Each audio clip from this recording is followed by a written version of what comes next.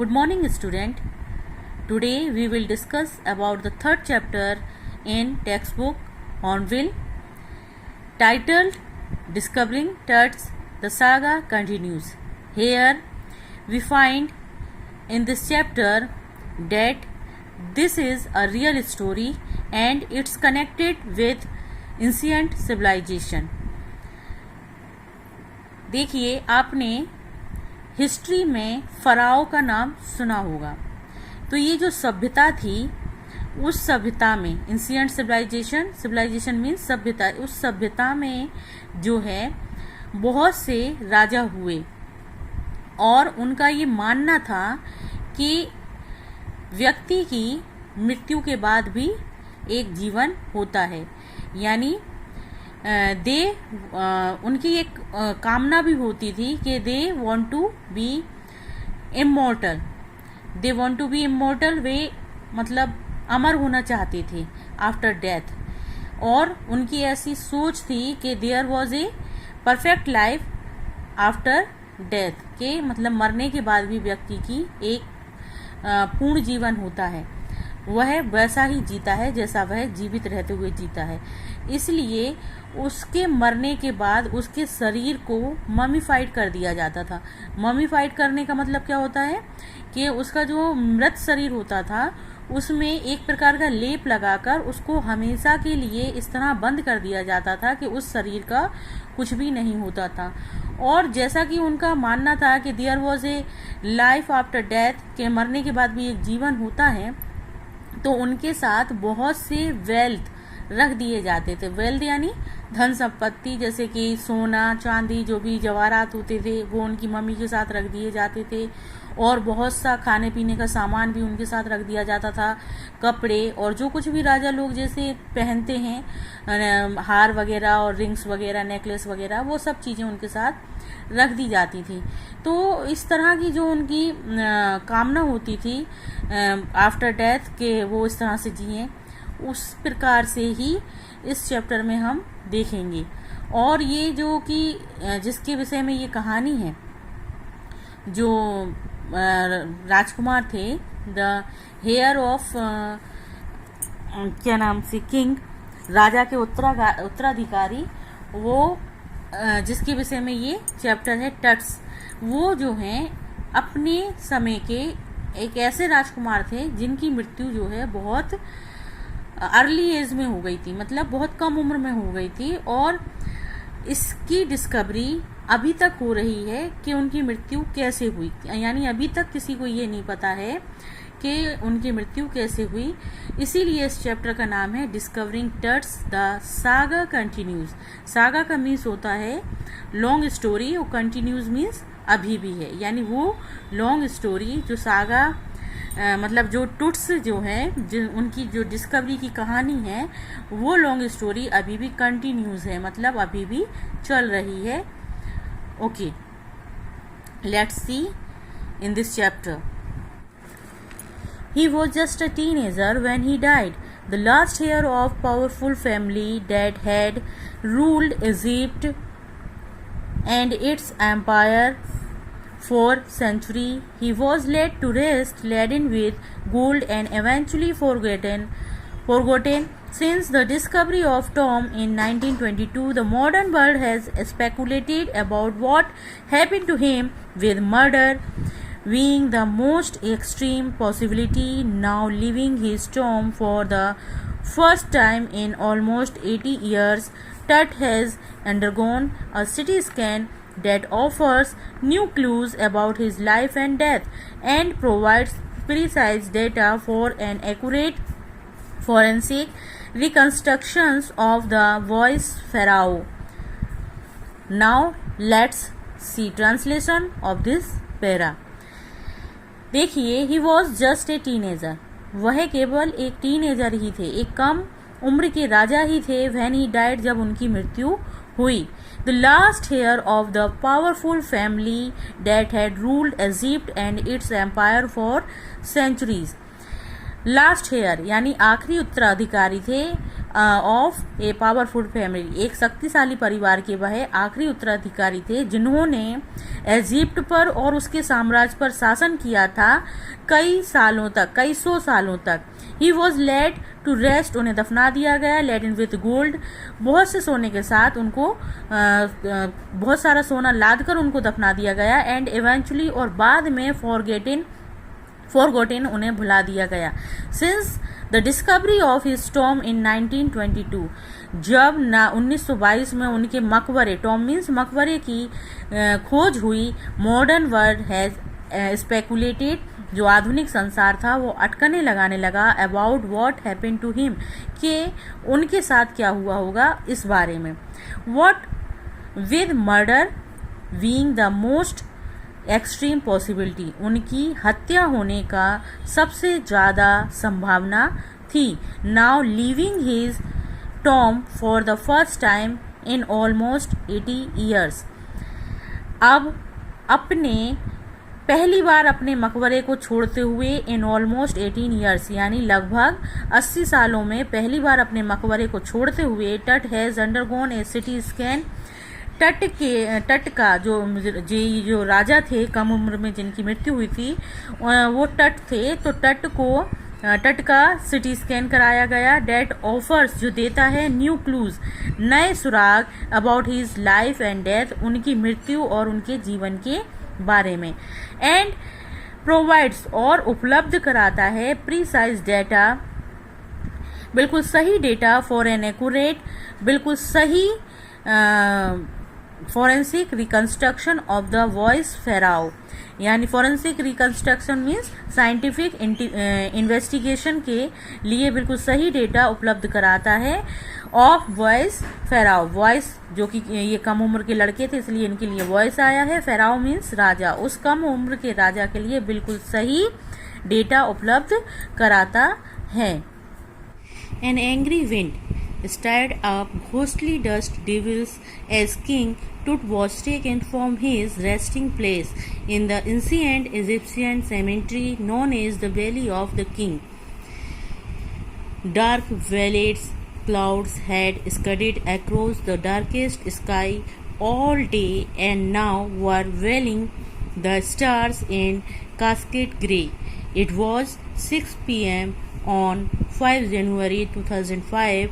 The world's most famous mummy glided head first into a city scanner brought here to probe the lingering medical mysteries of this little understood young ruler who died more than 3,300 years ago. Let's see. An angry wind stirred up ghostly dust devils as King Tut was taken from his resting place in the ancient Egyptian cemetery known as the Valley of the Kings. And angry winds stirred up. एक तेज हवाएं ऊपर उठी, घोसली dust devil, धूल मिट्टी के साथ, यानी चारों तरफ जो है धूल को उड़ाती हुई हवाएं चल रही थी। क्योंकि king Tut's was taking from his resting place, क्योंकि राजा टट्स को उनके रेस्टिंग प्लेस से ले जाया गया in the ancient Egyptian cemetery, जो कि प्राचीन, एंशिएंट मीन्स प्राचीन इजिप्शियन सेमेंट्री जो इजिप्ट का कब्रिस्तान था, known as the Valley of Kings, जिसको वैली ऑफ किंग्स के नाम से जाना जाता था। वहां से जब टट्स की मम्मी को ले जाया जा रहा था तो हवाएं भूतियां हो गई थी। भूतियां मतलब घोस्टली, यानी हवाएं धूल मिट्टी के साथ चलने लगी थी, बहुत तेज तेज। Dark velvet clouds had scudded across the desert sky, और उस धूल भरे आसमान के ऊपर बादल जो हैं गहरे काले, डार्क वेलेट क्लाउड्स यानी गहरे काले बादल छा गए थे। स्कडेड अक्रॉस यानी चारों तरफ गहरे काले बादल छा गए, ऑल डे पूरे दिन। And now were veiling the stars in cascade grey, और इस गहरे काले बादलों ने जो है स्टार्स को ढांक लिया। वर वेलिंग यानी स्टार्स को ढांक दिया। इट वॉज 6 PM ऑन 5 जनवरी 2005, ये जो है 2005 की 5 जनवरी की 5 जनवरी का शाम का 6 बजे का समय था। The world's most famous mummy glided head first into the CT scanner brought hair.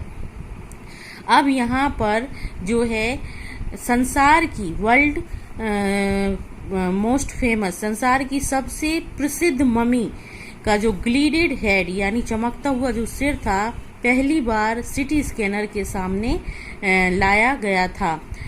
To prove, जांच करने के लिए, द लिंगरिंग मेडिकल मिस्ट्रीज, उस रहस्यमय मेडिकल जो मिस्ट्रीज थी, रहस्य थे, उनकी जांच करने के लिए उसके सर को पहली बार स्कैनर में लाया गया था। Of this little understood youth young ruler, जो एक समझे हुए नौजवान शासक थे, who died more than 3,300 years ago, और जिनकी मृत्यु जो है 3,300 वर्ष पहले लगभग हुई थी। ऑल आफ्टरनून, पूरी दोपहर, the usual lines of tourist from around the world had descended into the cramped rock-cut tomb some 26 feet underground to pay their respects. They gazed at the murals on the walls of the burial chamber and peered at Tut's gilded face. The most striking features of his mummy-shaped outer coffin lid. Some visitors read from guidebooks in a whispers. Others stood silently, perhaps pondering Tut's untimely death in his late teens, or wondering with a shiver if the Pharaoh's curse, death, or misfortune falling upon those who disturbed him was really true. Let's see. All afternoon, पूरी दोपहर, the usual lines यानी कतारें लगी हुई थी, the tourist from around the world, जो पूरे संसार से जो टूरिस्ट आए थे, सैलानी आए थे, उन सैलानियों की कतारें लगी हुई थी। हैड डिसेंडेड, और जो उतर चुके थे, इनटू द क्रैम्प्ड, उस तंग, रॉक कट, कटी हुई चट्टान के मकबरे में, उस कटी हुई चट्टान के मकबरे में उतर चुके थे। सम 26 फीट अंडरग्राउंड टू पे देयर रिस्पेक्ट्स, यानी लगभग 26 फीट नीचे, टू पे, देने के लिए, देयर रेस्पेक्ट, अपनी श्रद्धांजलि, अपना सम्मान। तट के मकबरे को वह अपना श्रद्धांजलि देने के लिए करीब 26 फीट नीचे उस तंग कटी हुई चट्टान के मकबरे में उतर चुके थे। दे गेज, वे ध्यान से देखते थे, at the mural on the walls of the burial chamber, उस चैम्बर की जहां पर टट्स को दफनाया गया था, उस चैम्बर की दीवारों पर, वॉल्स मीन्स दीवारों पर जो मूरल्स यानी पेंटिंग बनी हुई थी, उनको उन्होंने ध्यान से देखा। And peered the Tut's ग्लिड face, और उन्होंने टट के ग्लिडेड यानी जो उसका चमकता हुआ फेस था, द ऑलमोस्ट स्ट्राइकिंग, जो बनवाया गया था, features of his mummy shape, उसकी ही ममी के आकार का, आउटर कॉफिंग लिड, यानी उस ताबूत के ढक्कन पर जो उस ममी के आकार का, यानी तट की जो ममी थी उसके आकार का ही स्ट्राइकिंग फीचर्स, यानी जो कि उसके ढक्कन पर बनवाया गया था, स्ट्राइकिंग करवाया गया था, उसका चमकता हुआ फेस, वो भी आकर्षण का केंद्र था। उसको भी जो पियर्ड मीन्स है, वो भी जो है दिखाया गया। सम विजिटर्स, कुछ tourist, read from guide books in a whisper, कुछ जो टूरिस्ट थे वो धीरे धीरे, विस्पर मीन्स फुसफुसाते हुए गाइड बुक से पढ़ते थे। अदर स्टूड साइलेंटली, और जो बाहर थे अदर्स स्टूड साइलेंटली, और जो दूसरे थे वो शांत चुपचाप खड़े हुए थे। परहेप्स, शायद, पॉन्डरिंग, वह सोच रहे थे, सोचते हुए, Tut's untimely death in his late teens, जो टट्स की कम उम्र में अनटाइमली डेथ थी, अचानक होने वाली मृत्यु थी। और वंडरिंग विद अ सीवर, और कांपते हुए वे सोच रहे थे, इफ द फेराउस कर्स, जो राजाओं का जो श्राप था, और जो ये श्रापित ममी थी, डेथ और मिसफॉर्चून फॉलिंग अपॉन दोज, क्या इसका श्राप जो है उन लोगों पर भी पड़ेगा, हु डिस्टर्ब हिम, जो इसे डिस्टर्ब कर रहे थे, वॉज रियली ट्रू, वो सच था। The mummy is in very bad condition, जो मम्मी थी वो बहुत बुरी दशा में थी, बिकॉज ऑफ वॉट कार्टर, क्योंकि Carter did in the 1920s, क्योंकि कार्टर ने इसके साथ 1920s में जो किया था, सेड जाही हवास ने कहा। वास्तव में जो कार्टर ने 1920 में किया था, सेड जाही हवास ने कहा, secretary general of Egypt, supreme council of antiquities, जो एंटीक्विटीज मीन्स, जो एंटीक्विटीज का मतलब होता है जो पुरानी पुरातत्व जो वस्तुएं होती हैं, उसकी जो एक संस्था का नाम है supreme council of antiquities.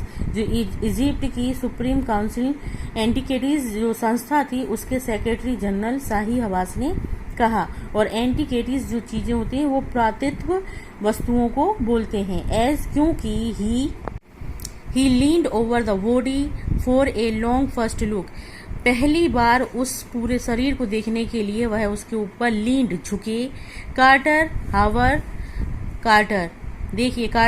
Quarter जो थे, that is was the British archaeologist who in 1922 discovered Tut's tomb, जिन्होंने की, जो कि एक ब्रिटेन के आर्कोलॉजिस्ट थे और जिन्होंने 1922 में टट के टॉम यानी टट के मकबरे को डिस्कवर्ड किया था। After years the futile searching, कई सालों की फिजूल सर्चिंग के बाद उन्होंने 1922 में टट के मकबरे की खोज की थी। इट्स कंटेंट्स, इसके जो तथ्य थे, दो हस्टली रैंसैक्ड इन एंटीक्विटीज, उनको आनन फानन तरीके से छानबीन की गई थी, उनको जल्दबाजी में छानबीन की गई थी। वर सरप्राइजिंगली कंप्लीट, लेकिन हैरानी की बात है कि वह सब कंप्लीट थे। They remain the richest royal collection, उनके साथ रहा richest royal collection ever found, जो कभी पाया गया था। And have become part of the pharaoh's legend, और जो कि फेराउ लेजेंड का एक भाग बन गया था।